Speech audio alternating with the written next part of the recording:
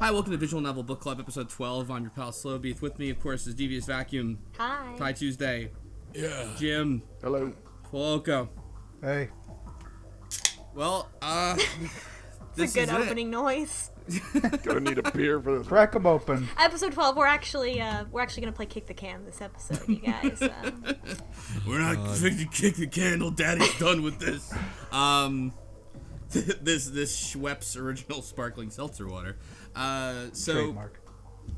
So that's it. That's the end of Ever 17, huh? It is. That's it. It Is was. a really good way to put it. That's it. Well, We did it. We did it. Should we let the folks at home know what happened and then debrief? Yeah. I feel like maybe we should just not and force them to go through it too. Yeah, go buy the game and play it yourself, assholes. Suffer the pain we went through. Oh. If it was a game that was easy to get a hold of, Oh, then yeah, I think for we would sure. have more of an ethical dilemma talking about how the game ends. If it was a better ending, I think we would have more of a dilemma talking about how the game ends. Oh, I think I'd have don't think much it's much less as of a bad. dilemma. That's because I'm cruel. Alright, so last time we ended with a lot of questions. We found out the fate of everyone from the first timeline, and we ended with Takeshi saying, "It's time for desperate measures." And this is part of a scene that we all saw before in Tsugumi's ending, where everyone is injected with a serum derived from Tsugumi's blood in order to keep them from dying from Tiefblau. We open up this session with this going through everything the same as it did before. Tsugumi doesn't want to, she doesn't want to potentially infect everyone with the cure virus, which is good because we know that's what happens, but I mean, they would all rather be infected with the cure virus than die right now, so they do that. Coco doesn't get the injection right away because she's in the pod. Everyone gets rescued while while Takeshi and Tsugumi are up in LeMu because he needed to save her, and Chami. The whole thing with the submarine, mission control is like, oh, it's okay, Takeshi, you guys can still escape using this submarine.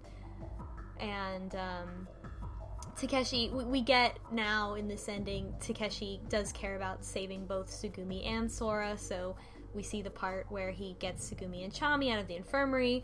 We see the part where he copies Sora's disc and takes it with him, and they go back.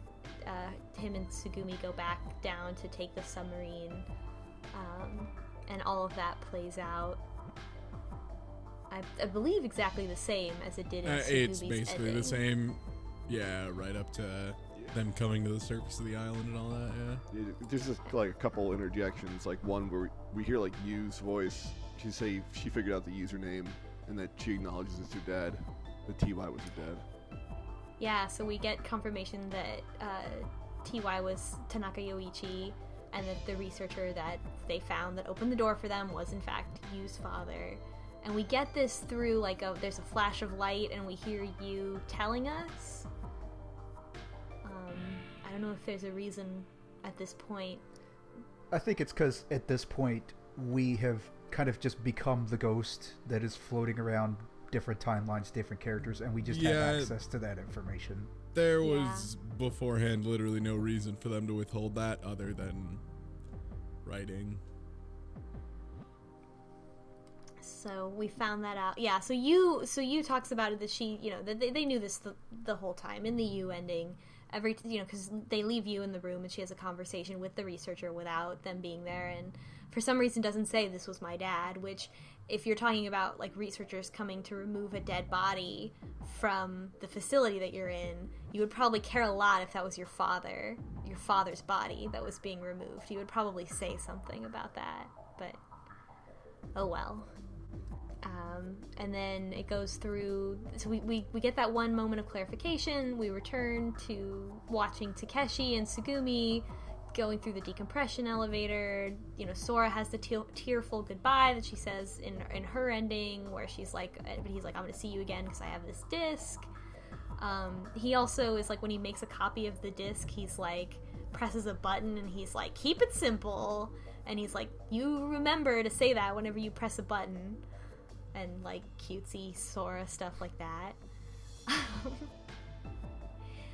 They figure out they need to take the sub, and then and then Takeshi passes out, and we switch back to being Hokuto in the infirmary, who last time we saw him, he had run out of the Cosmic Whale room because it flooded, he injured his hand, and he passed out. So now in typical kid fashion, he has woken up in the infirmary. Just about any day of the week, he wakes up in the infirmary of some kind. And then we start going down the kid ending, with the you kid ending, where you is like, oh, the doors are open now, like we can leave, and it's like, why now? And they all rush out. The others sort of run ahead of Hokuto and you, but instead of like there being some issue where they get separately trapped, they all just successfully run out of LeMu. And so I really, you know, we're not going through the whole siphon thing again. They just run out, and they exit, and it was very sudden, not a lot of explanation, just like he wakes up, everyone's like, hey, the exit's open, and they run out of LeMu. It's nighttime. And Hokuto, as he runs out, stops and thinks to himself, do you really think that they're going to let you out? Do you think that Blick is going to let you leave, actually? And he has a moment where he's like, it can't end here. I have to know the reason why all this stuff happened. And it's like, same. Please tell me. Like, I was really worried at this point. I don't know if you guys felt like, did you think that the game was gonna keep anything from us? I didn't. I mean, I obviously had some insight from reading ahead and all that, but like, I was kind of figuring, I don't know, just from the other stuff I've read from this guy, that it wasn't gonna just be like, you figure it out, kind of, you know what I mean, or like, what do you think happened? Like one of those deals. I leave the rest of the viewers at home. No, it's not a cop-out. It's up to interpretation. Right. Like, I figured maybe there'd be, like, some stuff that you ultimately didn't get spelled out, but I didn't think it was just gonna be like, Man, if only there was some stuff that didn't get spelled out. Right. Seriously. The opposite. And then it turned out Hokuto was the dream of people in a mountainside. And so you know, we get the kind of almost stereotypical at this point, like, kind of thing where we get to the end of ending, and he's like, no, it can't end here. And then we switch back to Takeshi waking up. We get the day 7 title card. Just like in Tsugumi's ending, you know, they both fell asleep in IBF. And they wake up, and just like in the Tsugumi ending, they find the deactivated pee-pee dog, and they're like, oh, it's a robot dog. So we finally get confirmation that Pee-Pee is a robot dog, which we knew, but Pee-Pee's a robot dog, and they take Pee-Pee with them into the submarine. And Hokuto, who's watching them, this disembodied person who's watching them, who at this moment we call Hokuto, is like, I can see everything that was happening outside in that moment, like outside of just Takeshi and Tsugumi in this room. And Takeshi and Tsugumi escape, just like in Tsugumi's ending. They watch LeMu be completely destroyed. Pee-Pee's in there with them, and the submarine ending continues as normal. Takeshi fucking dies again. At this moment in my notes, I was like, is this where we're gonna find out that he didn't really die? And I was like, did he push himself out of... At this, and I'm saying this because I wrote this down, and I was like, could he have swum back to IBF and gotten in the pod? But I was like, I don't know what's gonna happen to him. And could he, like, how far away are they from IBF? I don't know. And then the game is like, no, D-Vac, you're wrong. Takeshi fucking drowned. Here he is. He's dead on the ocean floor. There's no more oxygen in his body. He's dead. Just look at him. His flesh is pale. His skin's rotting off. Fish are eating him. Just look at him. He's dead on the bottom of the ocean floor. Luckily, there's no picture of this. Right, yeah. No, it's just text. Decaying Takeshi. Right. But Hokuto, who's watching, is like, Dad. Oh no, it's my dad, and he's dead. And I guess, this is a pretty big deal for Hokuto, who never knew his parents. So, the idea that, like, he barely even knew that he had a father, and then that he'll never get to know him. He feels this really intense sadness, obviously, and tries to collect himself back in the present, I guess, and where it's daytime somehow now, and he's still outside on Insel Null. And then this whole sequence is really weird. Yep. He sees Kaburaki leaning against a tree and runs over to him and is like, Kaburaki, what the fuck? Kaburaki won't tell him anything and is like, I'm sorry, I can't tell you anything. And he looks like he's gonna cry. And he says something to the effect of, this isn't over. In fact, it's only just begun. And then suddenly someone taps Hokuto on the shoulder. Who was that, everyone? Sora. It was Sora. How? So Sora's real now. And she's like, come with me. And Hokuto's like, I mean, I guess it's been quite a day. So he's not... Quite a week, I guess. Just fine, whatever. So he's just going along with this. And they walk through the forest and emerge to see Spring Yu, the researcher Yu Tanaka, talking to Fall Yu, the teenager Yu Tanaka. At which point it becomes clear that Spring Yu was in fact the one behind all of it, and I was correct, which I wrote in my notes. I knew she was the nefarious person behind this, but then so Hokuto runs up and starts questioning her as she's talking to Fall Yu, who, is not taking this well. Fall Yu, hearing that she's a clone, that Spring Yu lied to her whole life, a really, serious thing. And Hokuto says, why would you do something like this? And Spring Yu, in her infinite wisdom, says, in order to call forth Blick Winkle. From the Shadow Realm. Right. From the Shadow Realm. So Winkle. why is his name Blick Winkle? It seems to me that he never called himself Blick Winkle, but rather he was called that, and then just was like, okay, well, that's who I am. Yeah, that sucks. It's Well, the worst that's- ever. That's like when you're playing like old Pokemon, like Red and Blue, and Oak's like, yo, what's my grandson's name? And you name him like Dick Fart, and then it's just like, oh, that's Dick Fart, and everyone just refers to him as Dick Fart forever. Like, imagine if Blick Winkle had just been called Dick Fart, and he's like, guess that's my name. And because of time shenanigans, I can't undo this. I chose my PSN Has name when to I was keep 12, the stable guys. time loop. You can't change your name. Such Maybe a it weird sounds- name. It is. Maybe it sounds better in Japanese. I don't know. I thought at first it was Oh, it's weird. it was an anagram, so I threw it into like an anagram generator. And it's not. The best I came up with. Oh man! The best I came up That would've been with was cool. Kick Bell Win. Win. Yeah, I was figuring it was like probably something that in Japanese was clever, like player character or something. Like it was just Oh. something, but It's German.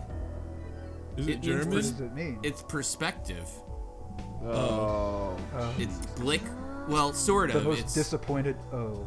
it's like Blick, which is view, and Winkle, which is angle, or Winkle, I guess. Like it's like a different. I guess it's a different. Oh well, now it all makes Point sense. It of was view. Blick Winkle, of course. We were mispronouncing Point it. of view. Damn. Damn, that's not a name. Okay, fine. Still not a name. Blick Winkle, as from an English-speaking perspective, sounds a lot like Rip Van Winkle, that's a good obviously, and sounds like a fairy tale character. Weird. So Blick Winkle says Spring You is the consciousness that is inside Hokuto. So this is us. This is the person that has been moving between Hokuto and Takeshi this whole time.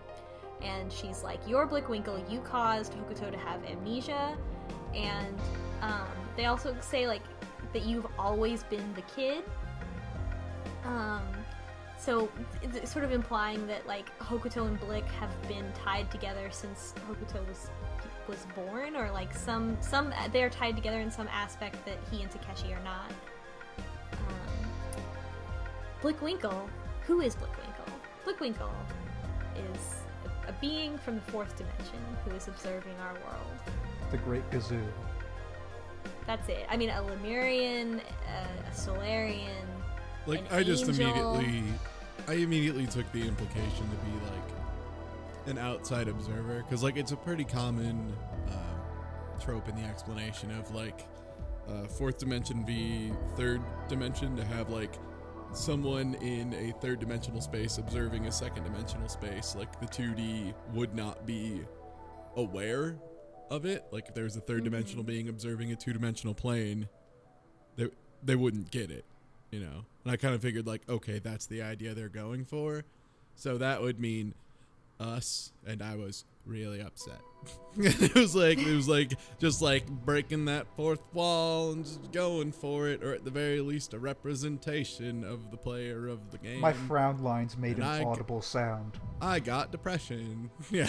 Oh no. Yeah, I feel like if we like me, Devious Vacuum, is a character in this game, then don't talk to me like you know what my intentions are or how I feel about anyone, because we're still very much playing as Blick Winkle, who is a person separate from Sorry, us. Miss Winkle. Fate is determined. Don't tell me how I feel about Coco, because let me tell you. Do not call me Winkle ever. Never call me Blick Winkle again.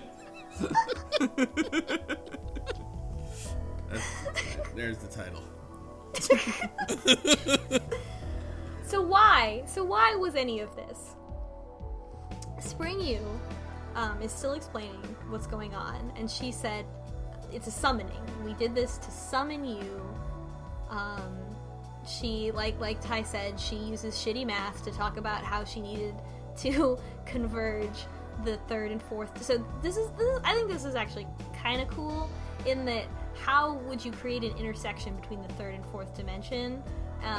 And the explanation for that is basically that you create two different points in time in the third dimension that are indistinguishable from each other, because then in the fourth dimension they appear to be indistinguishable. Like they appear to be the same time. So you're fooling Blick Winkle into thinking that these two events are the same because they look exactly the same experientially.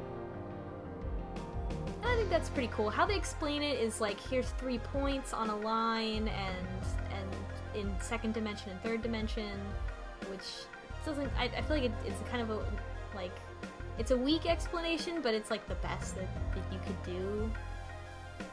So it's like, yeah. So basically, this is kind of why things are repeated from 2017 2034 to create this point that looks the same in the fourth, because yeah, like you say, it's like two indistinguishable points is the idea to Yeah, so it's an interesting idea of like trying to conceptualize what an intersection between the third and fourth dimension would look like if the fourth dimension is outside of time. Yeah. So I think that's a cool idea. The execution was not the strongest, but that idea in and of itself is interesting. Mm-hmm. Yeah, it's like it's not right for the second and third dimension, but it's a good way of communicating the idea of the third to fourth. Yeah, and so Yu is sitting here like, you know, Dr. Yu is sitting here like, we were just following your directions, Blick Winkle. And she says, in order to save Coco and Takeshi, we needed to borrow your powers.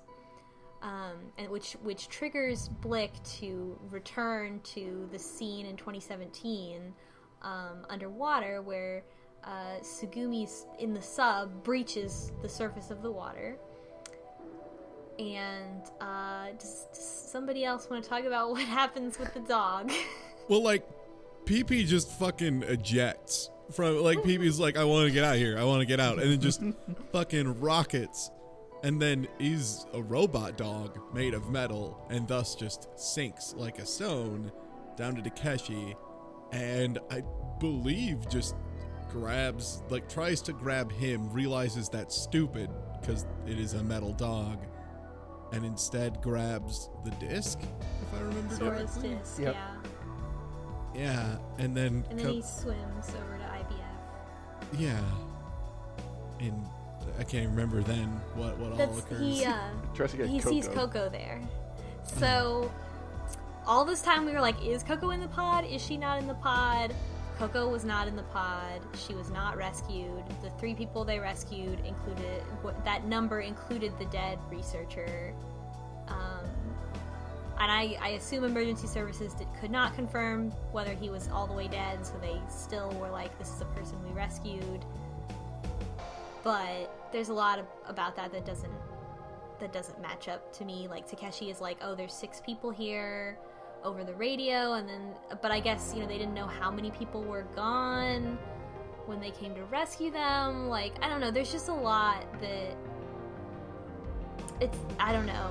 It was kind of disappointing. Like, I feel like you could have, like, I feel like they almost went too far to try to make it seem like this didn't happen. So then when it's revealed that it did happen, yeah, it was kind of disappointing because it's like, well, we already guessed that, and then you did your best to try to get us to think, oh, well, that's not what happened, and then that is what happened, and it's frustrating. Yeah, instead of being cleverly written to, like, kind of work around it, like they did with the Takeshi reveal of Takeshi not being, like, kid impersonating Takeshi in the future, that was pretty sick, the way they did that. Like, it was clever, it didn't really occur too heavily. Like, it was like kind of like a far-fetched theory, but it was like, okay, maybe. But this, yeah, it was like, okay, Coco's trapped in a capsule still.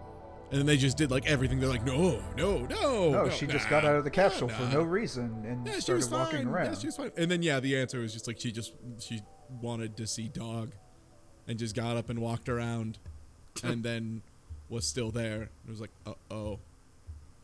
And then Chekhov's pee-pee over here. Maybe we have Chekhov's another gun episode too. title. Chekhov's pee-pee. Records a video with his video eyes. Of course, as we all know, robot dogs have video eyes. That's standard feature on your robot dog.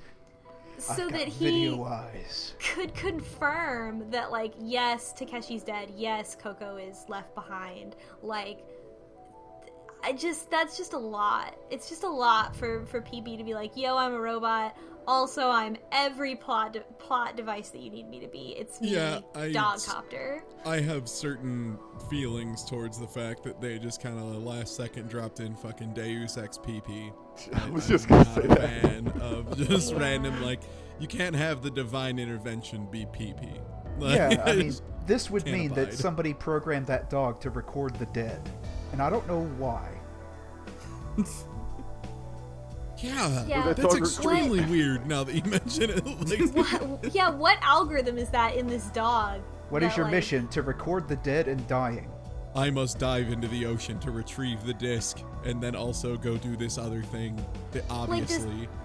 Does that mean that PB knew that Coco... So I guess PB knew that Coco was down there, but PB's batteries were dead or something, and then in the sunlight of the surface of the water, like, PB was like, oh, I'm alive, and I know... Like, it's not clear what's going on. Because if PB was able to warn Takeshi and Tsugumi that Coco was still down there, which is clearly information that he had, then he should have done that, but he didn't. He was, like, turned off, so... I don't know. I mean, I'm no computer, but if I was, I'm pretty sure I wouldn't be able to figure that out based on programming of being a dog simulation. If his program is, what it seems to be is a slightly more advanced, like, protect Coco, like, because it has that serum in it. It always made me feel like it's like PP was something that Coco's dad programmed a little bit more than a regular robot dog to specifically protect Coco.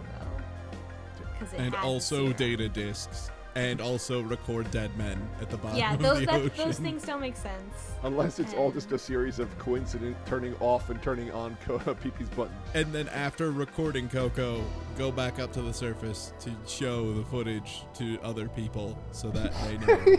Yeah, so they had to also program it to showcase that footage to people. Yes. Yeah, it seems Is this like a robot that they just programmed to freak people out, I guess? Show the dead child to everybody.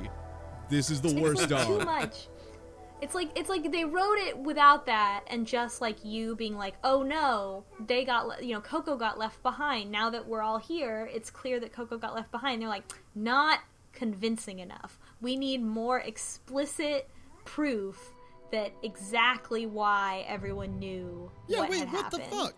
Yeah, wait, whoa. What the fuck? You're right. This never occurred to me, but Coco wasn't with them. Yeah, Coco not being there be enough. Yeah, so they would have picked up Sugumi. Came to the surface. Would have been like, yeah, that she would have said I like, was with Takeshi dead. and he's fucking dead. And then they'd be like, oh, where's Coco? I don't know. Well, What, do you know? No. Well, guess she's fine. Fuck it. Wait a minute. Maybe they were all trying to ditch her. And they were just kind of pretending this. Oh, she's fine. We don't know where she is, but now there's finally some free. reasoning I can get into. That's a good theory, yeah. Yeah, Now and I want to then play the Caterpillar. Enjoy the ocean. Yeah, then the fucking dog comes up with the video, and it's like, oh shit, we can't deny it anymore. Fuck. Goddamn dog, always ratting us out. Okay, I guess we have to go rescue her now. Pee-Pees get stitches. So at this point, Blick Winkle, much like us, thinks to himself, well, what do you want me to do about it? And, so Blick and Hokuto are like one person at this point. They're two people, but they're one person. And Blick is like moving around time, and so is Hokuto. I guess because he has the same power as that Coco has to borrow the perspective of this perspective. I think it's like Blick is kind of jumping around and Hokuto's just kind of going along for the ride. So Blick returns to Takeshi's dead body, and Hokuto is there with him.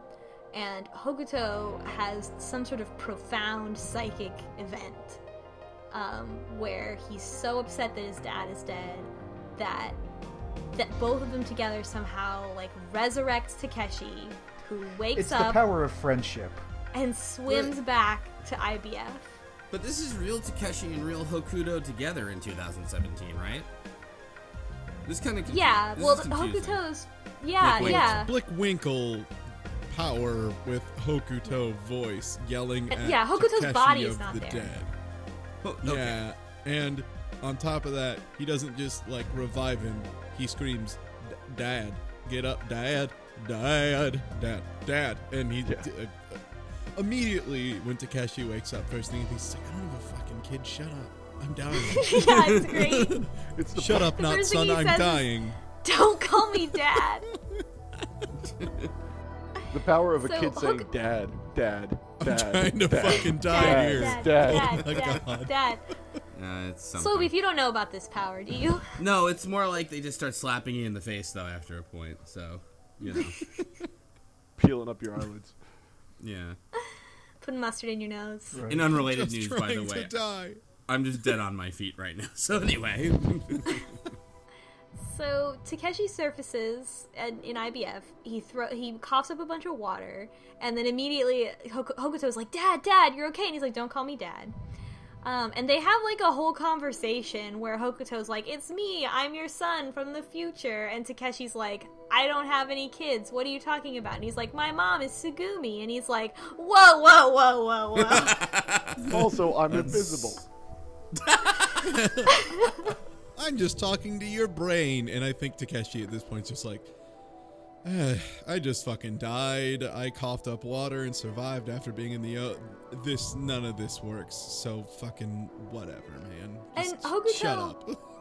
Hokuto and Blick do take a moment to wonder if Takeshi recovered because of the cure virus magically working super fast in his body.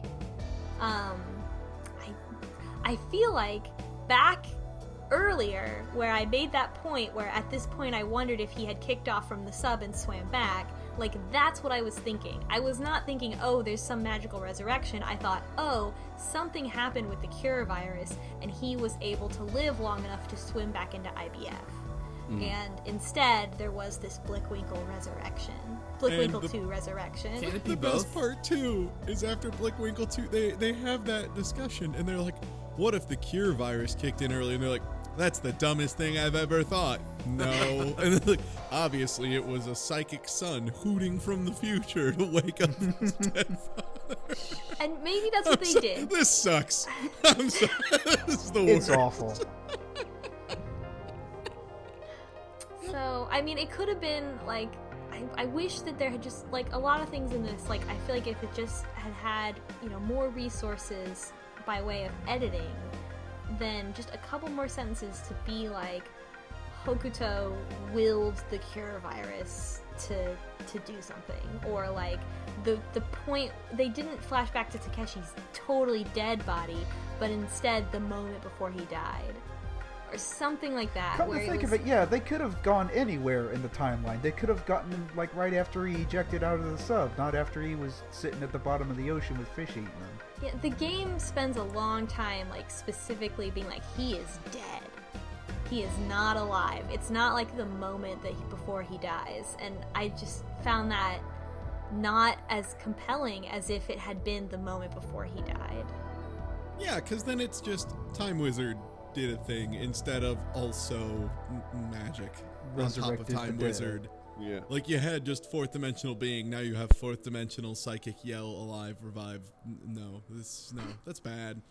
So after they have that discussion too, that's, I believe, when they finally pop Coco out of the capsule, right?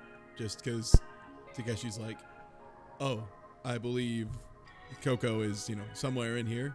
Let me check. Wait a minute, I'll go check. Do they find her in the pod, or do they find her? Oh no, that's right. They No, find her just out of the around. Like in the hallway. That's right. or Yeah, they something? find that dipshit just running around, which is why she didn't get saved. Idiot. Oh, what a moron. And God, I hate this stupid idiot child hooting and hollering at the fourth wall. I hate her. I despise this child. Coco gets the last dose of blood serum, so she also is injected with the cure Yeah, virus. and they have a discussion here too, because they're like, oh, we didn't give it to her. Like we should have done that. And I believe the Because she was in moment the they pod. had, yeah, and they're like, well, she was in the pod, and then Blick, Winkle, and Hokuto are like, oh, well, didn't you say it had surgical features? Couldn't you have made it do an injection from the outside? Because even a basic surgical capsule robot would probably be able to do that, which is like correct, honestly. But like, Blick, you're not allowed to insult anybody. You're the time mage. You're the guy who can Yeah. go change this. It's your Right. fault. But you asshole, yeah. Very specifically your fault if something goes wrong. Like, you are the mage here. Shut up, you awful wizard. And so I then think it's at just- this point, it's like to establish, it almost feels like it's establishing that the world that Hokuto has grown up in the past 17 years, he like has a baseline knowledge of technology that is far more than Takeshi's knowledge, because the next thing that they talk about is Hokuto explains what cryogenic suspension is to Takeshi. yeah, they decide that looking at I'm forgetting her name already, Coco is Right. just kind of too far progressed in What's her the face? Coco is too far progressed with Tief Blau, so there's no way they're going to be able to save her even with the injection. Like, it's just still not enough. She's still fading fast. Because she was exposed a few days earlier, because she was down here before everybody else, and so she had Tief Blau much earlier than everyone, so she's about 3 days further along. Not to mention being a child, probably having a weaker immune system, etc., etc. So they realize, okay, well, we can't, she's going to die, what do we do, blah, blah, blah, which is why they come to cryogenic suspension, because the idea is if we put her in cryogenic suspension, which is a system designed to stop any kind of cell activity, or at least slow it to a crawl, including metabolism, cell replacement, respiration, cell replacement, and other such features of the human body, such as cell replacement. Maybe if we put her in there, it will slow down Tiefblau virus, and the other one will go faster and be able to cure her in time because her cells will still replace themselves despite the virus not being allowed. Am I off there at all? No.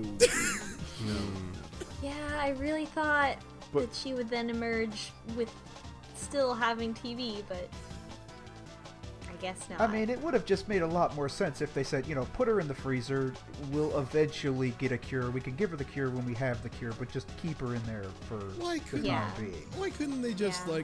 go all in on... See, the thing that bothers me the most about the way this is kind of all resolving is they have some things that they're willing to say, fuck it, wizards, and then other things that they are not willing to say, fuck it, wizards. And the cure virus seems like, of all the things to just say, fuck it, wizards, just say fuck it, wizards. Like, it makes no difference, Yep. right? Right. If the Yeah, cure it's a virus made-up is virus. instant, You actually Yeah. get in more trouble when you try to explain it away like that. You yeah, know, it's midichlorians all over again. Like, it's midichlorian vampirism, and I don't want it. Just make it you're instantly a super vampire. Like, who gives a shit? Just make it instant. But This is why something can't that Hokuto just adds yell at it nothing. and make it go away? Like he did with Takeshi's death. Why can't he just yell at it? Because he doesn't love Coco enough. Same. Yeah. I think that's been the problem all along. No one loves Coco. And enough. yet, so what happens is then the true problem with this whole thing is that in 2017 Takeshi Kurinari did not know the definition of cryogenic suspension, so Hokuto has traveled across time to tell him what the fuck that is so that he can cryogenically suspend both Coco and himself. And as they are closing Coco into the pod, she's afraid all of a sudden. She's afraid of what's going on, and she, as the pod is going to close, she talks to Hokuto, who she can see, and Blick Winkle, who is like behind Hokuto. And she's like, Blick Winkle, you've been the one that's been watching over me this whole time.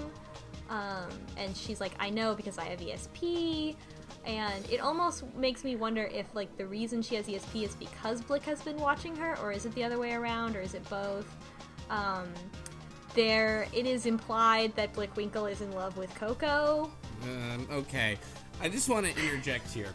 Because, there were dating sim elements to this game, and before I got there, I knew that the last ending was called Coco's Route, so I just wanted to confirm with somebody else. I was like, there's no, love thing with Coco, right? Because if not, I'm going to have to cut the cord on Visual Novel Book Club pretty early. And I was assured there wasn't. And there isn't. But there's this just weird, Yeah, I mean, some people are Much in love with two-dimensional people.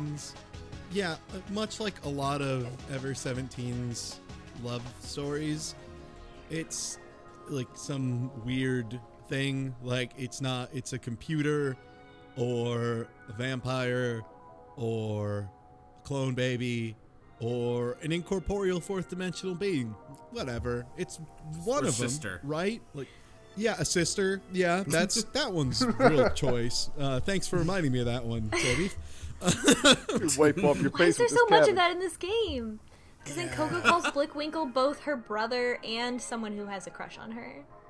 And then, and then Force is like, so Blick, you love me too, right? And then Blick Winkle's like, yeah, actually. And I'm like, fuck that. Fuck this. Fuck this game. Fuck. No. Nope.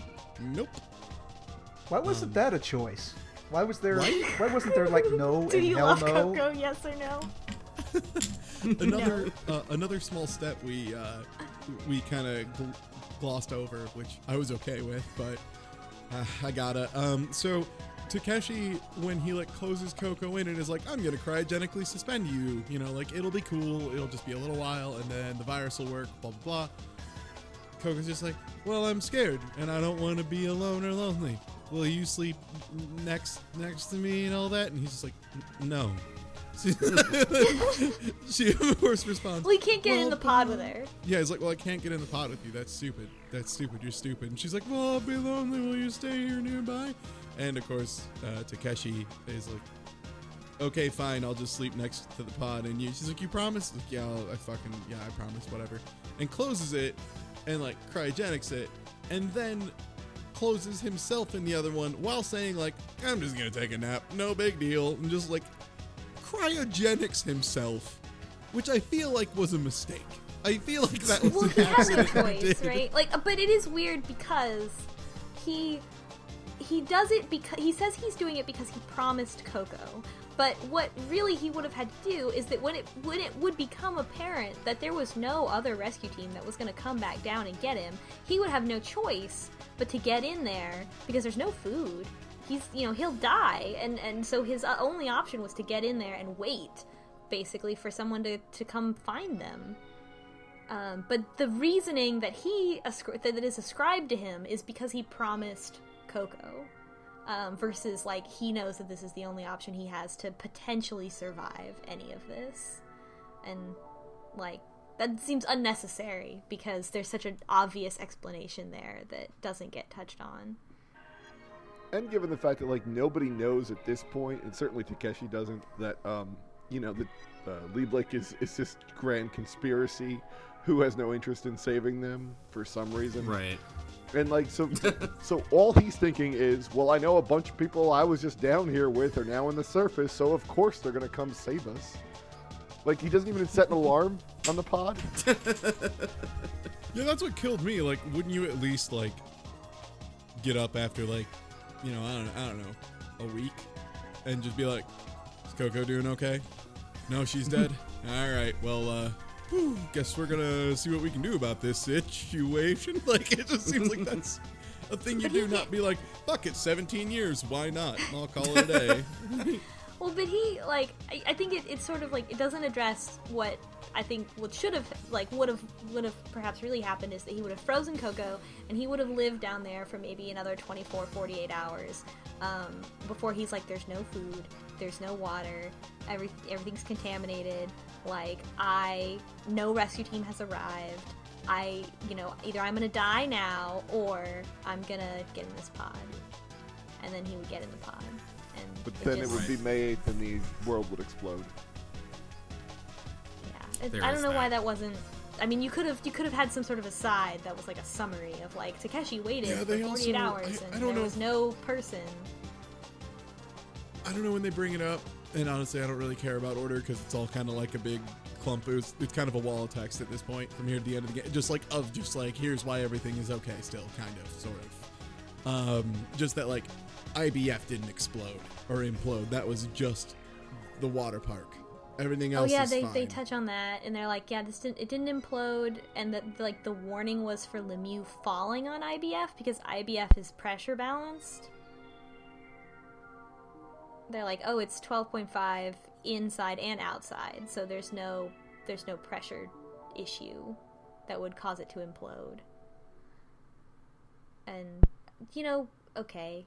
It's just, but it is weird because it was like, there's definitely going to be an implosion, and that's why Takeshi and Tsugumi had to leave so quickly. In 5 minutes, they had to get in the sub. And then it's not. I feel like this game would have been extremely better off if it didn't feel the need to kind of tech wave everything, or like science wave. I don't know what the term for it is, but like, instead of just hand waving, instead of just being like, whatever, like they felt the need to over explain things. And it just like, actively made it worse every time they did it. Oh yeah. And it's like, oh, here's this discrepancy. I know you, reader, might be thinking about this discrepancy. Let me address it in a way that is unsatisfying. Yeah, it feels like someone who doesn't understand the concept of like, no, it's cool to have the suspension of disbelief. Yeah, that's exactly it. It's like it's over explaining. Like when it's like they wrote themselves into corners with all that stuff. It's like, I gotta tell you about pressure and everything. Oh, whoops, that fucked me down the road. Yeah, there was no. It seems very unedited. Like it was all written in chronological order, all at once, and they never like hit a point where they were like, oh, I need to go back and change this thing so that this thing makes more sense. like in the drafting process. But maybe that's what kind of game this is, because there wasn't a lot. From what I understand, there were not a lot of resources in making this game. And this was the writer's like second or third project, something along those lines. At least second that I know At least of. second. Okay. 'Cause I mean, it Never still Seven feels was pretty the one. amateurish as far as like the way a lot of the construction and stuff goes. So like, I guess it makes sense. You know, like that you'd kind of overdo that, especially if you're making something so like kind of time loopy, you know, like science, like kind of mystery novel type thing. I could see someone having like overzealous concerns of leaving open threads. Of course, instead ended up leaving different, worse open threads. But I understand kind of that probably is what happened too. But then also, like, knowing, for those of us who know about the Zero Escape series, like, this almost becomes a signature move in those, where it's like, I'm going to spend, like, a lot of time explaining this pseudoscience, and then it doesn't pay off. Or it doesn't, you know, it's, I don't know. Or it was a red herring. Like, I mean, we talk all this stuff about Lemurians. We never call Blick Winkle a Lemurian. It was just all that explanation. And which was interesting in that I didn't know about that kind of that stuff, and you know, I looked it up on Wikipedia and I was like, that's cool, but it was also, I don't know if it was a red herring or if it was just like to get you thinking about that kind of thing, just kind of talking about, you know, I want to tell a story about the fourth dimension, and so here's a bunch of stuff about researching the fourth dimension. Yeah, but then they over explain it, where I think it would have done a lot better to just kind of done a few allusions to that. Yeah. I also wonder too, like, based on how early this was in his career, like, what is the expectation for how the reader or the viewer is going to experience this game? Like, are they just like, is he preparing for the fact that, hey, this person may just have one playthrough, and then I also have to prepare this final ending for the people who were, you know, the small group of people who were dedicated enough to play all of them, but then he's got to do both full storylines for each path and then combine that into one, and maybe that got a bit too far. Plus, he also had to make some of the endings which appear to have no bearing on the final story whatsoever. Yeah. Yep. Like some of the bad endings. It does seem like, you know, all the endings were written, and then the Coco ending was written, trying to reconcile all of those, and that there was there were no edits that were made to the original endings. So you know, when you end up with these issues, it's just like, well, I have to write about this now versus going back to the thing I already wrote. And maybe that has to do with how the production of the game was. You know, maybe it was being made as he was writing it. Well, I don't know. I'd be interested to know how visual novels work behind the scenes. Because they're so, like, cheap and fast, and, like, it seems like there's not a lot of Tawdry. respect given to their production. Tawdry. Yeah. Anyway, should we Takeshi move says... to the good ass part after this. Yeah. After Takeshi says, don't call me there are dad. a couple really good parts in this, though. Call me father. I forgot about that line. Stop calling me daddy. I am father. Please, anything but daddy. Blick reflects on how long he and Hokuto have been one. He's like, maybe we've been one since the beginning, like we talked about before. So then Blick and Hokuto return to Hokuto talking to Spring U and say what happened. So they fly to the surface to tell Spring U in the past, in 2017, what they just did. And is like, hey, Takeshi and Coco are still down there. I am a disembodied voice from the future. Takeshi and Coco are still down there. Check Pee-Pee's memory for video of Takeshi and Coco. And Spring U is like, okay. And this is where I think the game... This is probably the best part out of this whole thing. This is the good shit. Yeah, where Speak for you yourself. has... You know, she looks at the video and says, oh shit, Takeshi and Coco are down there. Well, we gotta like, go get them. We gotta go save then these two. Yeah, so they go down and get them, and it pulls kind of a, oh, this is the happy ending where you went down there and got Takeshi and Coco, and they're all on the surface, and they're chatting, and they're happy, and then it goes on. Well, what? Go ahead. I was gonna say, and then it flashes forward to the future. Back to 2034. Happens. Right. Yeah.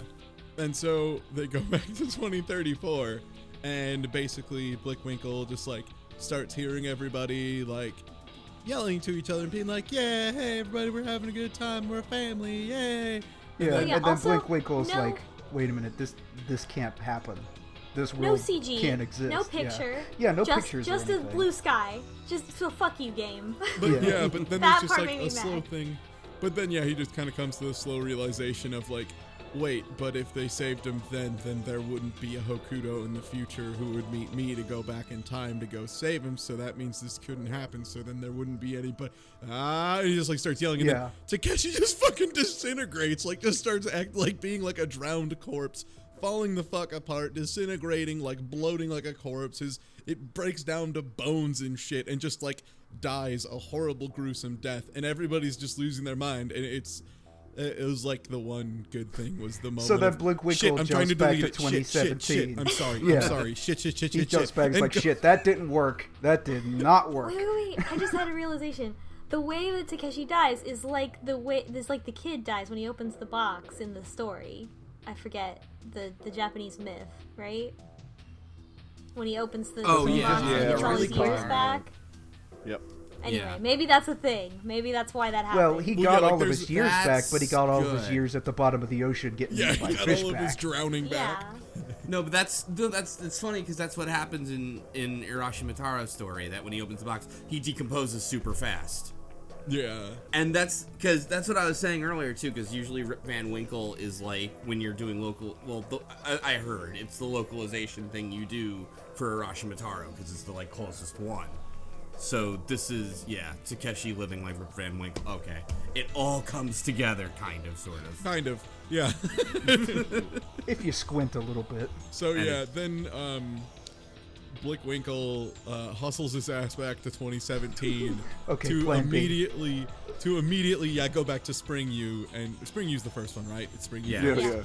Yeah, and Spring U in 2017 be like, shit, I'm trying to help. No, okay, wait, that thing I just told you, that's wrong. That is absolutely wrong. And she's like, wait, what? It's like, okay, so like, I know I was a disembodied voice who just told you your friends are dying and you need to go save them or whatever. Okay, I have fucked up. I need you to wait 17 years. And immediately she goes, okay. It's like, I don't know. I guess I'd probably say bullshit on that. Well, actually, the voice does go through like hours of a plan, like explaining what she has to do. You have to recreate this accident. Okay, you have to trick me. You have to trick me in the future, 17 years from now. And also, you have to train Kid to look and act like Takeshi. Yeah, wait, so he what? goes through, but the problem that pisses me off with this is there is no amount of voice in head, third-party, supposed psychic wizard that would ever convince multiple human beings at once to say, yeah, no, we'll leave those two people in a pod at the bottom of the ocean for 17 years, one of which is the lover of one of our friends and probably soon to be the father of her children. Mm-hmm. Yeah, no, that's cool. Yeah, fuck him. 17 years. Yeah, no, I trust you, Winkle. Right, it could have been just undone by him not saying any, or no, but then you need the plan to be enacted. Yeah, because he needs to put everything. It's like, I get that, and that's like the one moment of suspension of disbelief. It's just like, that's really pushing. So like, that's a big moment, because that's multiple people who have to be okay with this. Like, you have to. It requires Ryogo, aka like initial Kid, Kid 1, Kid 0. Can we say Kid 0? Or I think yeah, we could say Kid 0. Yeah, Kid 0. Prequel to Kid. Consent to Takeshi training, yeah. Yeah, he needs to agree, sure, I'll become Takeshi for all of these years and then go be part of a recreation of the worst thing that's happened to me. This story, story works a lot better with, like, if Spring U were masterminding it rather than, like, if she were in on it and tricking Ryogo for some other reason You know what I mean? And then, like, it all would come together somehow if you had the different strands happening for some reason, rather than, like, Blick Winkle just, like, dictating it to her and her being like, okay, and then just suddenly doing all. You know what I mean? Like, he literally, too. He's like, okay, you need to train your clone daughter to be just like you. Also, you need to make Kid look like Takeshi in the future, kind of. Then you also need to do this. Tsugumi will be down there at this point because you need to tell her that she can meet her kids. If she goes down, also, the one kid will just be working there. Then you need to make the other one show up by telling him that he'll see his daughter and mom and, like, just orchestrate all this. Okay, can we do that? Cool. Everybody break.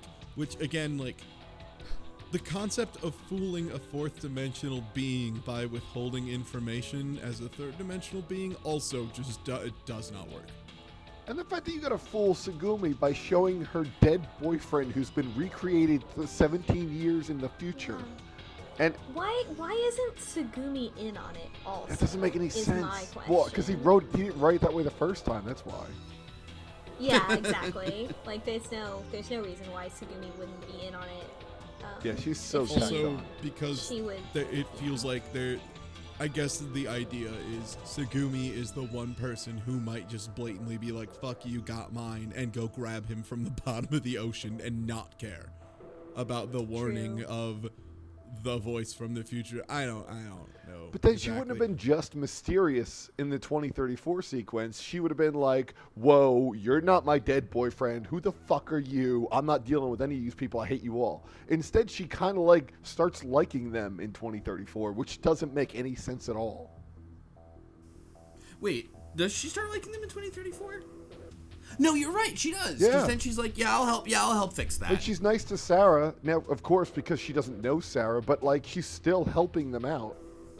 Right, because she does help fix the thing in 2034 out of nowhere. Right, and that's the time when she doesn't get stabbed in the thigh. Even though it did the first time. So she's like, hey, let me go back and fix that again. Hopefully I'll miss that piece of metal. It almost makes me wonder if, because Sarah and Tsugumi have that scene with the pendant. It almost makes me wonder if they were talking behind the scenes from the beginning and perhaps realized that they were mother and child, but that was never addressed because we were never seeing anything from their perspective. I don't know. I think that's probably too deep for this writing, but I just the impression that I got that they were talking about something behind the scenes. I'll bet you there is like some Ever 17 fan theory about that, like what's happening there that kind of helps that, and you'll never know if it's like that is some really good insight into how that probably had worked, or now you're spackling plot holes here. You know what I mean? That kind of deal. Yeah. But like, yeah, it's weird to say the least. How I wish this had gone, because it felt very rushed. Like, I wish that this was the moment where we really had a sequence. And all these times where we have all this needless explanation, we don't spend that much time with Blick and Hokuto explaining something to you. And I feel like you could have done that. You could have said, hey, Ryogo, get over here. Like, let's all talk about it right now. Let's have more of an extended scene. Let's have flashbacks of Spring-Yu and Ryogo, like, having doubts and, like, talking about this and the pain that it caused them. There's a whole sequence that could have been here that would have been much more worthwhile than a lot of the extended explanations that we've gotten. Yeah. So, then we go back to 2034, and everything's fine, basically. Is kind of what it comes down to, is it's all good. Everybody's on the surface, and they're all just kind of hanging out there, and Hokuto kind of just realizes, fuck, we forgot Takeshi. Which is like just a beautiful moment. Well, he's like, now we can go rescue them, and so I thought at this point that it's like, cool, now they can go rescue them. They're all gonna get in a submarine and go rescue them. But that's not what happens. Nope.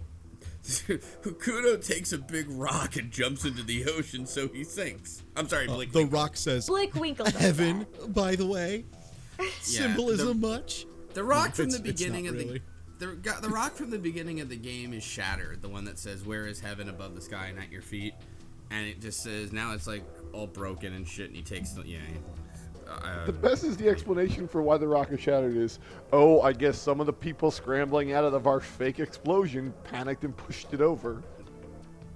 But also, it's so heavy that, like, a rock that he can hold to his chest is so heavy that it will sink him to the bottom of the ocean, and yet human beings were somehow able to topple this rock. Like, there's... No. Yeah, it's...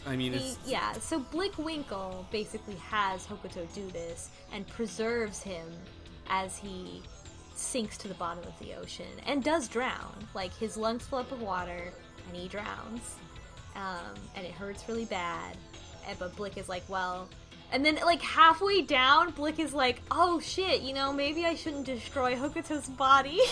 Fuck you, Blick Winkle.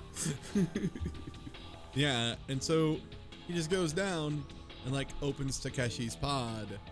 And I think also just fucking Coco's at the set. Like, I think he opens Takeshi's first and is just like, hey, how's it going?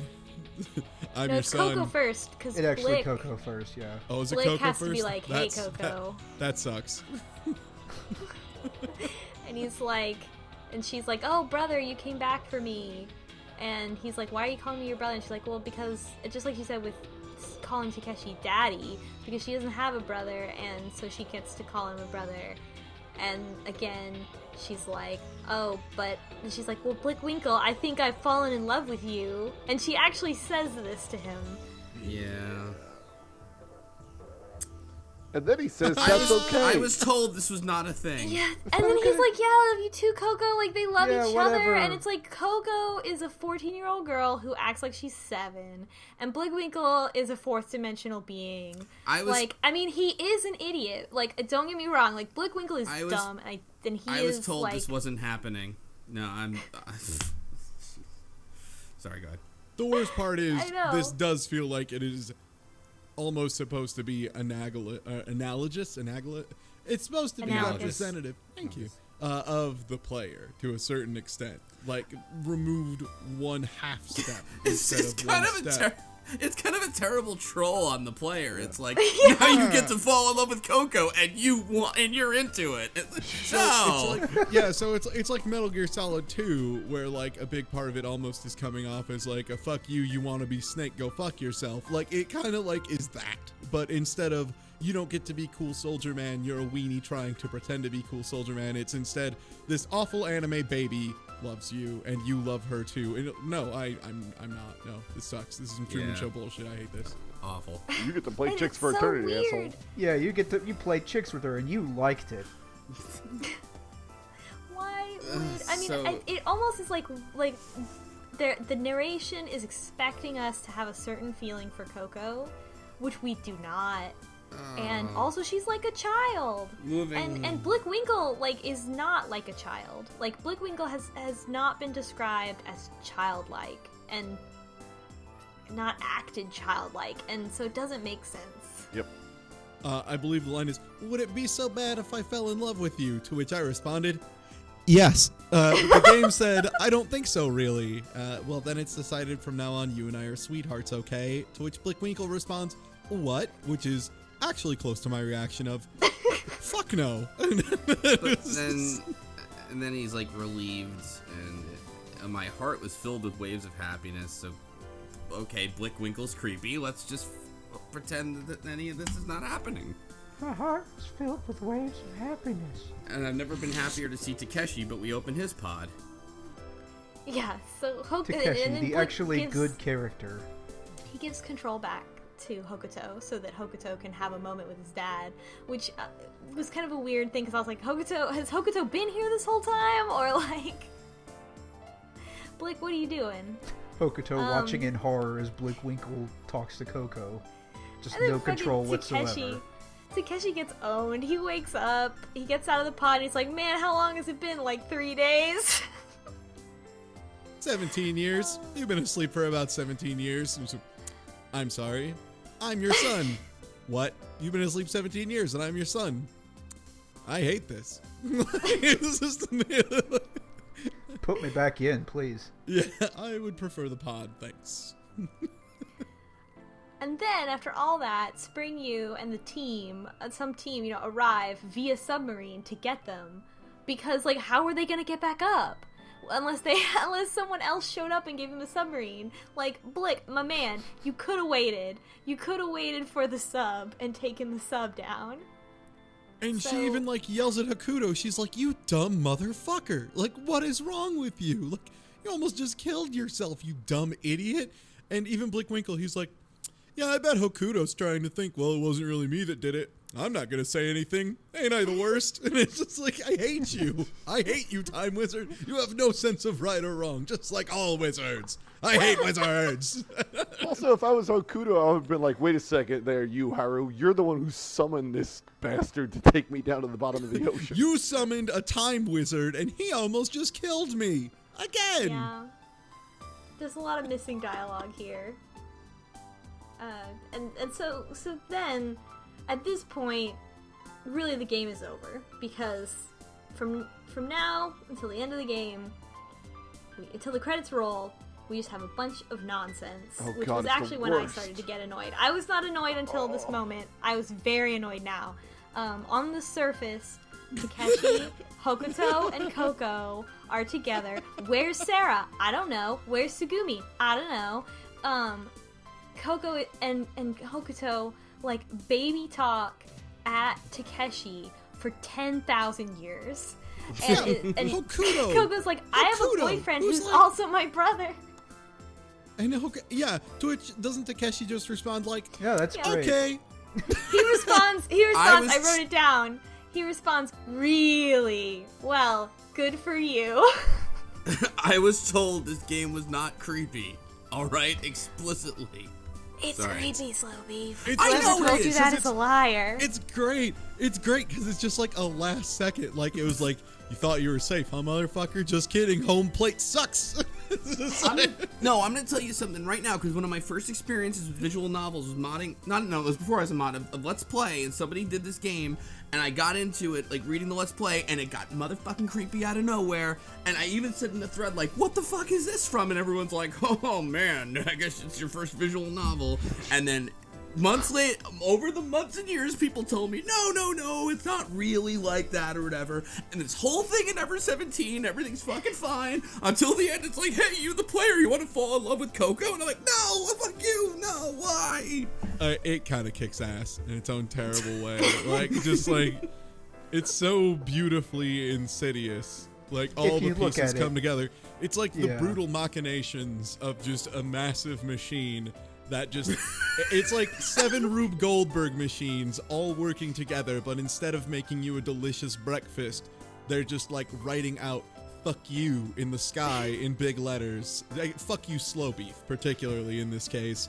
It's and it like- kicks ass. It's, And I couldn't it's be happier. Horrible. It's horrible. Now that you put it that way, I love the ending of this game. it's almost. I can see how over time, because it's right at the end, and it kind of like comes out of left field, that if you played the game sincerely without discussing it, and you were just like, oh, I played this game, over time the impact would be lost because you don't remember. Like, you might remember the ending sequence, the post-credits ending sequence, but you might not really remember how creepy Well, it actually feels. Because it doesn't matter is the worst part. That's, I think, the kicker for all this is like, Yeah. once the whole time stuff is established, okay, that was, I wasn't a fan of the way that all resolved, but whatever. It closed the time loop. It was a story thing. That's fine. Like, that's take it or leave it. I could see that being a personal taste kind of thing, whether or not that kind of story is for you. Then after that, it all sucks. Because after that is when it's just all daddy for 20 minutes of daddy, I want to play Caterpillar. And then Sarah gets in on it and starts yelling, hey dad, listen. To which Takeshi's like, okay, sure, you're my daughter, even though you're like the same age as me. Fuck it. That's okay, sure, that's cool. To which, Kid responds, Hokuto's just like, wait, why is it cool if she is? And it's like, cause it's weird. It's like, cause it's Not- got weird now. That's that's the post-credits Oh, sequence. mea culpa. The Kind game of all went ends. together into one big shit show. The main story ends with Hokuto and Coco having like a father-child moment with Takeshi, which I felt was very unfair to Sarah. I feel like Sarah she's Hokuto's twin, and she doesn't get as much like recognition as being a child of these people, and like she doesn't have as much agency in sort of like fighting for that. And they should be peers. I don't know. It's just. That bothered me that she, like, if she was, like, his much younger sister, then that might be different, but they're, like, the same age. Sarah has already been shown as being very capable, and she just gets, like, written out of the story. Maybe she just kind of saw the fresh hell that we've created for Takeshi and was just like, I'm good. You can have that, thanks. And then roll credits. And so Blue Wiggle's like, I should go. A giant... Yeah, and then there's roll credits and a giant wall of text summarizing the history of everything, in case your dumb fucking ass couldn't get it yet. Apparently, Here it is. It was nice to see it. It was a little too fast. It was too fast, and there also were details that were just like, what? Like, why? Yeah, like, characters that were never even brought up. Yeah. Oh, do you mean Tom? You don't remember Tom? Yeah. That was the whole Like, thing. I was just like, Tom. yeah, Tom. 100 years of Tom. He saved Tom his Fable. sister from falling in the frozen pond. In all fairness, Tom kicks ass. Every Was time that Tom is Dev? mentioned, I'm Saved his like, sister, yeah. I'm like, yo, Tom is like way better than everyone in this game. Where's Tom's VN? I'll play Tom's story. Excuse me. His name Tom's is ending. Tom Fiblin. Yeah. Tom. I just want to make It's sure just we got Tom. that. Yeah, it's just Tom. He's He went just on born. to found MySpace. Yeah, I have no idea what Tom did other than save his little sister, who exists, I guess. Like, He created a cure. It went by too The cure. fast. Oh. Is he? Yeah. oh, he was Here, the if guy you who want created the- Cure. Yeah, if you want the thing here, I'll put it. Wow, that's what I Wow, call Tom ancillary. did a lot. Yeah, The like, only, wow, what a detail. The only other thing that I noticed is that, and I think maybe they said this before, but Tsugumi's birth name appears to be Julia. Like, there's a Julia in there that's referenced, and I think that's Tsugumi. Yeah. I think that might have been her mother. No, her actually. mother by way of Julia, yeah. Ah. Tsugumi age 12 Or- by way of Julia. Oh, wait. So I Cure guess virus Julia's- infects Tsugumi by way of Julia. Yeah, she got the virus from Julia. Okay. Who is Julia? Who cares? Some- Anyway, so Okay. moving Some on. woman. Anyway, somehow it's okay. So credits roll. It's great. It's cute. We see all the voice actors. The same voice actor is young and old Kubaraki and Hokuto. Yeah, which is... It's all the same person. Yeah, which is hidden from us in the individual paths, but is finally revealed. And so then the post credits, we get to go have a little moment with each of the characters that we've met so far, and then we get to the part that Tai was talking about. So first we're Takeshi, and he's being cute with Hokuto and Sarah, and that whole thing happens. Pay attention to me, no, pay attention to me. Hokuto and Sarah have regressed from 16 to like 9, and I can kind of see that because they've both been through so much trauma. But it's gotta be weird, Takeshi being like, what is he, like 23? And then these two 16-year-olds are like, you're my dad? Like, that's a lot. Yeah, I feel like there's...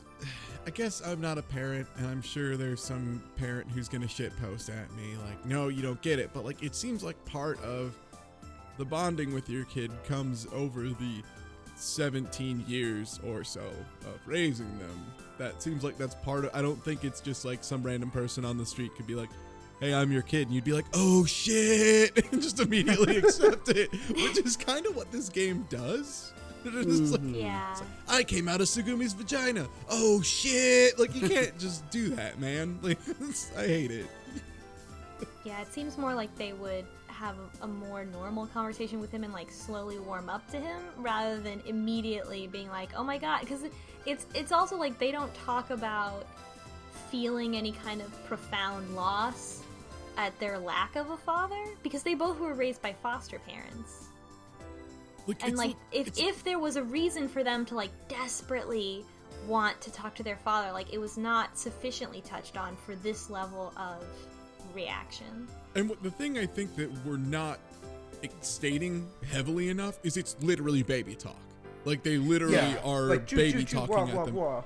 Yeah, like it's just like daddy, hey daddy, I love you daddy. Like it's garbage and it has no, it's so dumb. It kills me. Like it's 16, 17-year-old kids who immediately upon seeing somebody are baby babbling at him over this, and it's not, it's bad. And then he's a total dick to them too, because they like, Dad, why won't you answer? Because I don't answer meaningless questions. And then like, That's great though, because then we switch to Sugumi at that moment, and Sugumi hears them say that, and she's like, haha, that's my boyfriend talking like me. I'm gonna say Tsugumi's the only one coming out of this deal. Like, I'm kind of happy that she got a happy ending because she has her kids now, and she's got like Takeshi now. Yeah, she only missed most of her revealed. childhood and went through the pain of it. But yeah, go ahead. It is revealed that Sugumi was wearing the lemur costume to protect To herself avoid the sun, from ultraviolet light. So all threads have been tied up. 100% ultraviolet proof lemur costume, also known as any clothing or sunscreen. Or a hat, maybe.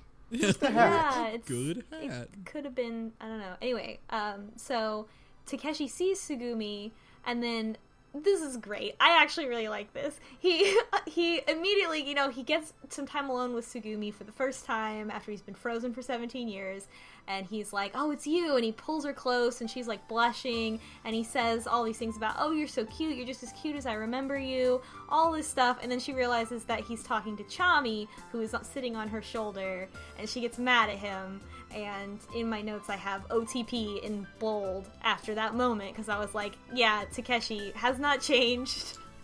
No. Immediately sees Sugumi and is like, yeah, I'm gonna fuck with you. Because And Sora gets a robot And that's body. great. Because he's 20. Oh, and also he's Sora's a robot. Yeah. We get to be her in a second. Yeah, That's but later, first after the after Chami, Ryoko. you hear them just like running back and forth and like yelling at each other and just animating about. But like again, that one is actually kind of okay. I feel like that is the most acceptable of them. Is two goofball idiots are reunited. Okay, cool. Yep. Great. Yeah, that was cute. And we switched to Sarah. Right. And Does Sarah. anything interesting happen? She Yeah, and that's Hokuto- when Oh, right. Sarah and then Hokuto Spring and shows you- up. Yep, and it's Yeah. like, Sarah's story is not really Sarah's story. It's just Spring You. Yeah, so they're talking about their future. Spring U arrives. Oh, because they're like, what if we go, like, isn't Blick just gonna come get us? And Spring U arrives, Professor U arrives and is like, actually, I mean, I had 17 years to prepare this, you guys. Like, I've been preparing a case against Blick this whole time, and I just wanted to make sure that we got you guys out here, and now, I went to the media, and they're gonna run all these stories about how Blick has been performing all these experiments illegally, and that they're How they responsible for the created TB Teeth Blau, outbreak, and all that stuff, which, is kind of a... Also, I told Deus everybody Ex to wait Machina, until but today. also like he gives her some credit for being an intelligent person. Yeah, like, this is one that I'm okay with the hand waving. Like, despite the fact that the really goofy part here is just like, yeah, I told the cops and everybody, but I told them to wait until today, and they were like, okay. But, like, Yeah. fine. That's one I'll be fine with. Just, that's Everyone fine. in this Cut that universe thread is off. just very impressionable. You've allowed enough plot threads that I'll let you cut one. Free of charge. You get one. There it is. It's Blick. So then we switch to Spring U, who is talking to her daughter, Fall U, and Fall U is like, I'm mad at you. Well, obviously she's still like, all those emotions that we saw in Kid's path are still happening to her, and she's like, Mom, you had to lie to me, and also you had to like take no actions over the past 17 years to like correct any of these things that were going on, any of this pain that was happening. The 2 years that and a at this- deadly virus ravaged the world that you Yeah. knew about. Yeah. And at this point, then she talks about that the researcher, was Yoichi Tanaka, and that Spring U got to meet him one last time before he died, and that when they were down in IBF. So specifically saying that Yoichi Tanaka was that researcher that opened the door. And at this point in my notes I wrote, oh god, she had to lie to her daughter about her, quote, father's disappearance for 17 years. That's really fucked up. So yeah, there's a lot between the U's that's going on.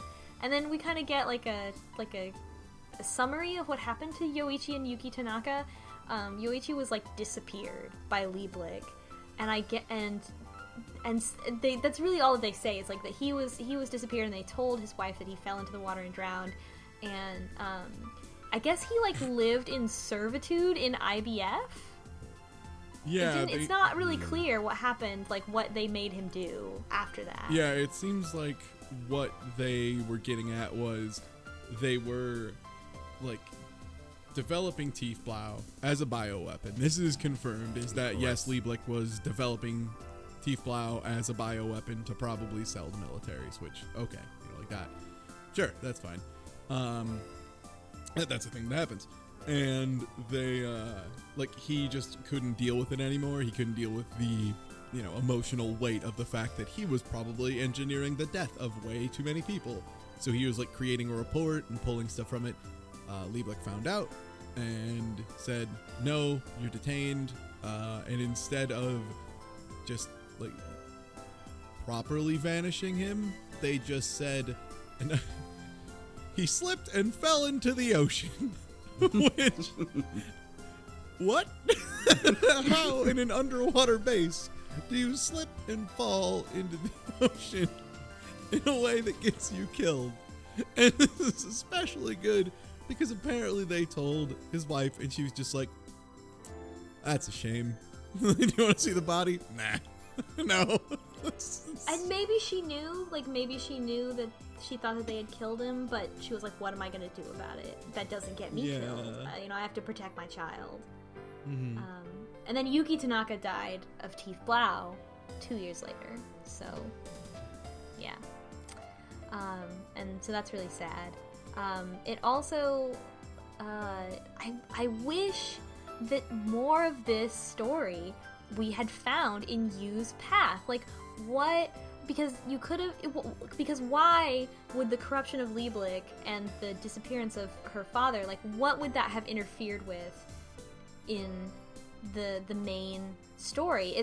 And it would have added a level of complexity, because they could have then been like, well, are they keeping us here because because we know too much now? Are they keeping Spring Yu, Fall Yu, who doesn't know that she's not Spring Yu? Are they keeping her here, or did they trap her here specifically because she knew too much about Yoichi Tanaka's disappearance? It would have been better if we had not learned this as an afterthought at the very end of the game.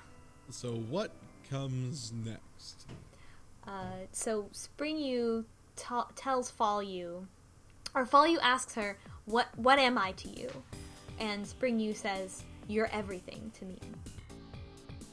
And then we switch perspectives to Fall Yu, who has a hard time believing what Spring Yu has to tell her, because if we remember, Fall Yu is the one that's a big skeptic jerk, and Spring Yu is the one that was really bubbly and optimistic. And I think that's it. They have a moment, and she's basically like, I love you, and you're me, and I, you're my whole world. And then Fall Yu leaves her, I guess, to think on this thing, and she goes and talks to Hokuto. And Hokuto and Fall Yu have a similar conversation to what they have in the Yu extended ending from Kid's Path, where in that ending, if we recall, they were on a boat, and Hokuto, or Kid, was like, oh, I'm going to college to study archaeology, just like you. And we switch perspectives to Hokuto, who's like, I want to study archaeology. And she's like, well, if you want to study this kind of stuff, that might not be the best path. You might want to go somewhere else. I still don't know that much about college because I've only been here for a year. And he's like, well, I saw this future timeline where I was doing this already. So he basically says, like, I saw the ending in Yu's path, and so I feel like it's my destiny. And then he just stone cold asks her out, which is great. And he tells her, too, that, like, I could see the future, and we were going out, so this probably is going to happen. Sorry, I think we're fated to date. And she's like, well, don't go saying that. And he's like, okay, well, but shut up. You want to date? And she's, okay. Yeah, well, she's like, she says something offhand, like, she's trying to make him uncomfortable, and is like, well, it's obvious that you like me. And he's like, yeah, it is. Yeah, I do. And it's so good. So he asks her out. Takeshi's son just stone cold asks her out and is like, yeah, do you want to go on a date? I don't remember what she says, though. I guess she says yes. I don't think she responds. I think he's just like, it just cut and I'm crazy about you. What would be the anime thing? Probably she says yes. Yeah, so they date still. So Hokuto and Fall Yu, they're dating also. Thankfully not brother sister. To the poorest bastard of them all. Oh wait, because we've finished with the good endings. Now we got the shitty ones. Fucking Ryogo, you poor man. You stupid idiot. This is, by the way, just for anyone who's unsure or has forgotten, Ryogo is the kid we hate. Right. He is the kid that we all decided was garbage, and then it was the future Takeshi, who was also garbage. Garbage boy gets a garbage ending. Takeshi, your kid who is not the player in both timelines, and he's kid in Takeshi's route. Then he's 17 years later pretending to be Takeshi, and Coco, Yu is basically like, hey, listen, do you want to save Coco? He's like, yeah. She's like, okay, 17 years from now, you're gonna have to pretend to be Takeshi, and he's like, I'll do it to trick Blink, Winkle, and save Coco. I'll do it because he loved Coco. Which we saw in Takeshi's route, that kid Ryogo did love Coco, and he loved her so much, even though he had known her for 6 days, that he spent 17 years preparing to summon Blick, Winkle in special Takeshi training. But also, like, he's the only one who doesn't get explanation. We don't know why he had amnesia. It's never explained. We don't have any idea of why he lost the amnesia or his ability to... Because remember, he was unable to retain short-term knowledge in Takeshi's timeline. Yeah. And now he can, and he learns to be Takeshi. What? I think it's because of the cure virus, if I had to guess. But then what gave him the thing in the first place? But it's not explicitly stated. Why was he dumbass kid in the first timeline? Wait a minute. I think I might know. When we're in Takeshi's route and we see Kid... we see that he has a lot of trouble just even short-term memory, like learning things on like a hour-to-hour basis. It could be that was a condition that he just had in that, before he even came. And then when he got the cure virus, it kind of fixed him. Who lets him go on his own to a theme park in the middle of the ocean then? Well, if he was your kid, wouldn't you dump him? Well, there was this whole idea that, like, Sugumi was like, there was another boy that was with me in the institution who kind of looked like the kid. Oh, right. And we never got any follow-up on who that boy was, so, like, maybe that was him? But it's never confirmed. It's just kind of left out there. Yeah. And, yeah, we don't know why Ryogo had amnesia. So but it was probably cured by the virus. Like, all that it gets explained in this whole text dump for Ryogo was like, I really thought Takeshi was super cool. He was a role model, so I figured I would be cool with acting like him. Everyone loves Takeshi. Yeah, Takeshi was brave enough to sacrifice his life for a woman he loved, so I would do the same thing. To which, like, I mean, Coco is still just a gigantic dumbass when she meets him, and probably Coco doesn't return these feelings at all. Absolutely not. Yeah, she's just like, we're all so grateful to you, and nobody blames you for what you did, which, speak for yourself, Coco. And then that's it. They don't have a moment together. Coco's with Blick. And she's still acting like she's 7, which is just, what?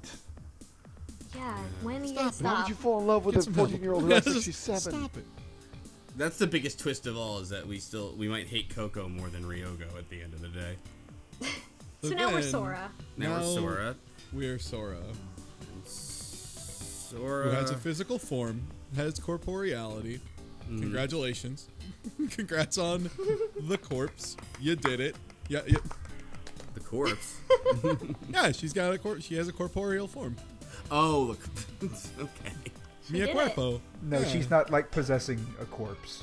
That would she's be got way better corporeal- and more Like interesting. Frankenstein's but monster. No.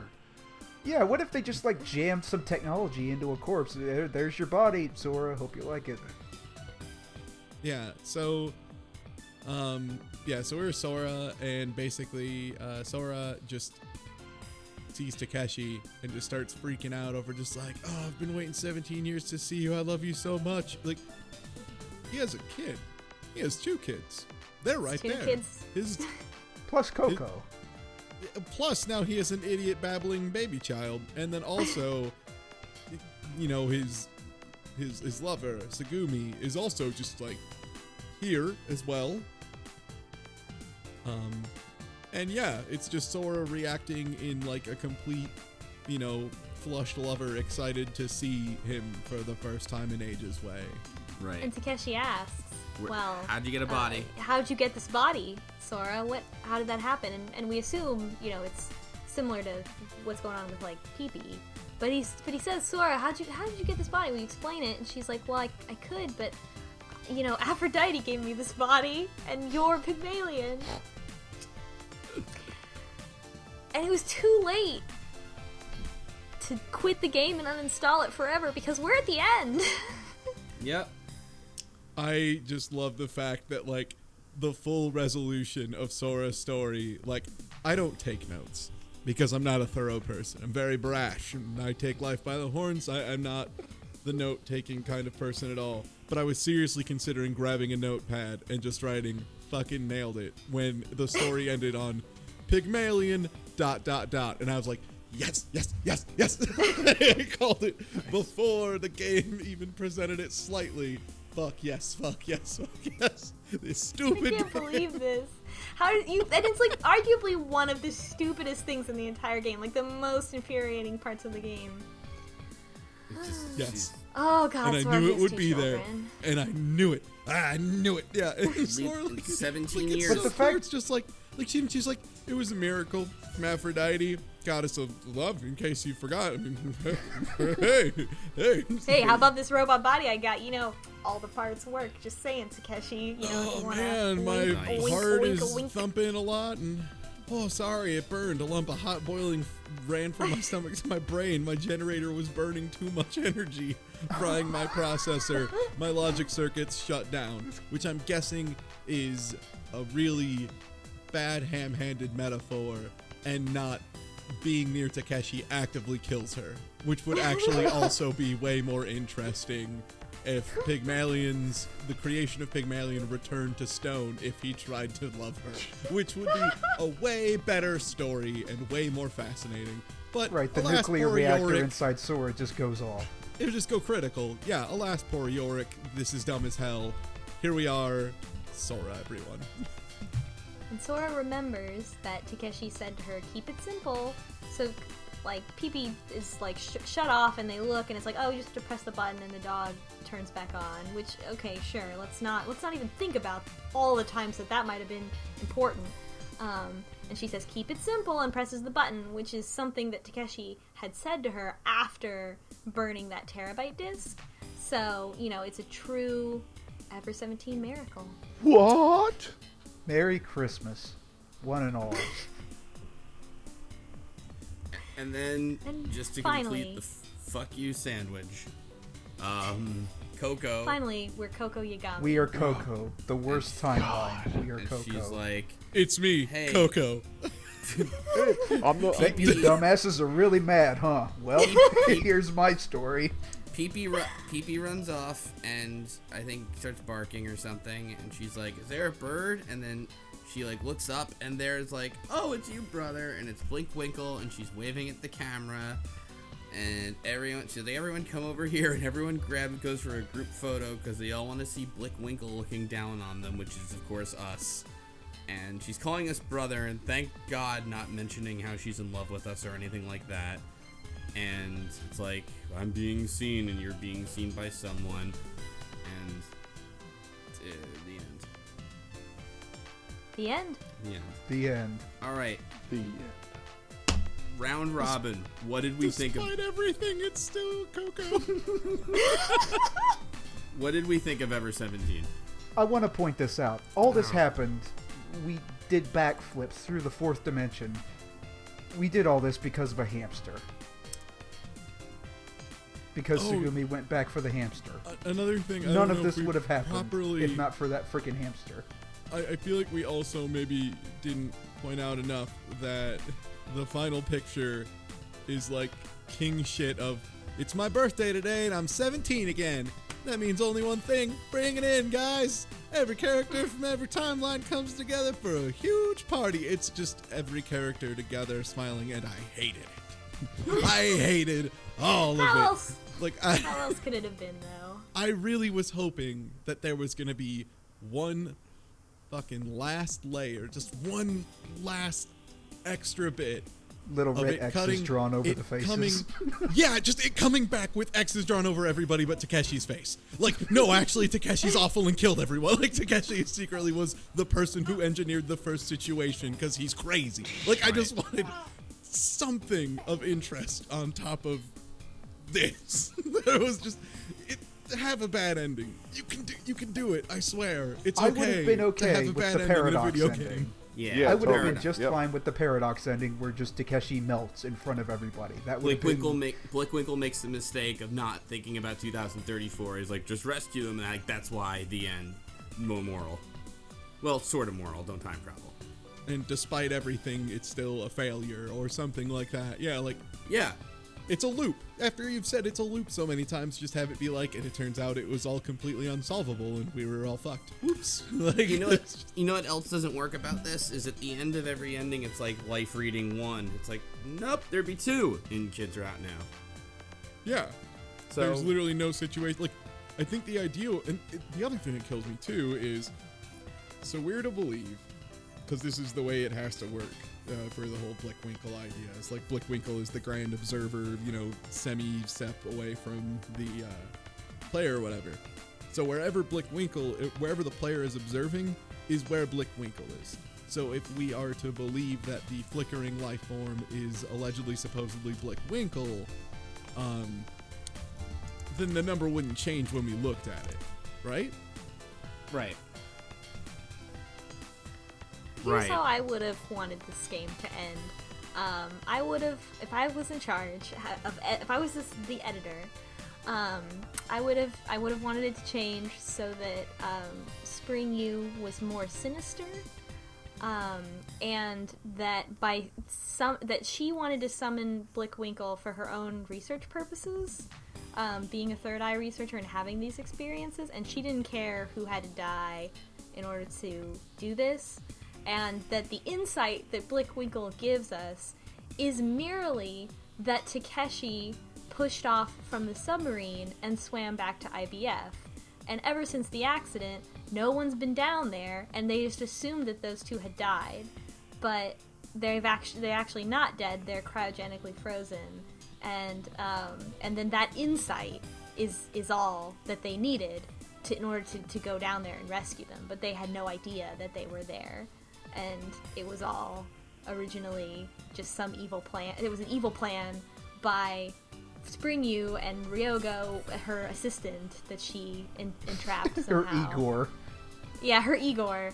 And because she is sort of presented as sort of a cold person who's willing to do whatever it takes to get what she wants. And the fact that she is forgiven and that Ryoko is forgiven implicitly by all the other characters is very unsatisfying. I don't think they would just be like, oh, thank goodness, now we're all friends and we love each other. Like, no way. Like, there would still be so much resentment built up, toward them, and they wouldn't just be like on a boat together, all happy about everything. So that's perhaps how I would have changed it if it was me. That would have been a more more satisfying way to end it that would have introduced some, so it doesn't end with necessarily like, oh, we're all friends at the end. Yeah, but I finished it on Monday, and now it's Wednesday, and I had some time to kind of cool off about it, and I do appreciate. You were kind of upset, right? I was kind of upset, yeah. And I do appreciate the more plot threads were resolved than I thought would be resolved. Honestly, this could have gone a lot worse. I think this could have been just like a cop out. Rave review. What do you think happened? Ending. Do you want to know? Yeah, it could have. I think if it had had an unhappy ending, that would not. I don't think an unhappy ending is appropriate for like the time that it was made and the the goals of the whole of what it meant to be. Here's I think my slowbeef mentioned. Okay, go ahead. Yeah. I was gonna say my final assessment of this is that this is the game's plot. This is the plot that had to die so that Zero Escape series could live.